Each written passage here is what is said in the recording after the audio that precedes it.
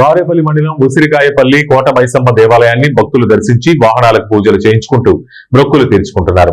విజయదశమిని పురస్కరించుకుని 7 దినాలు జరుగుతుంది.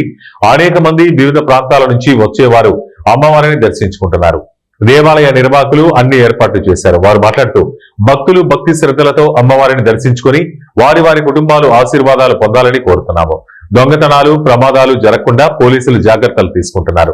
ప్రజలు జాతరలో ఉత్సాహంగా పాల్గొన్నారు. మన జిల్లా నుంచే కాకుండా ఇతర జిల్లాల నుంచి కూడా వచ్చి ఇక్కడ వాహన పూజలు చేయించుకోవడం సాంప్రదాయం.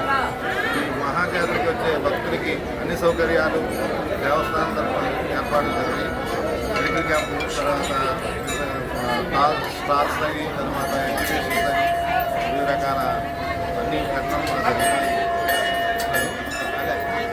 వచ్చే భక్తులందరికీ కూడా ఆలయం తరఫున అందరికీ శుభాకాంక్షలు.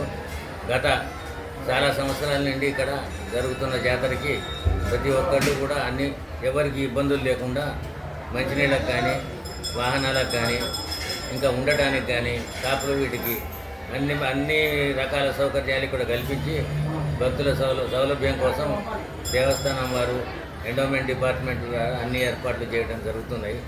ఈ ఏడాది కూడా భక్తుల సౌకర్యార్థం ఉండటానికి వాళ్ళ సత్రాలలాగా కానీ, రావడానికి బస్సుల ఏర్పాటు కానీ, పోలీస్ తోటి కూడా తగిన రక్షణ బందోబస్తు కూడా కల్పించడం జరిగింది.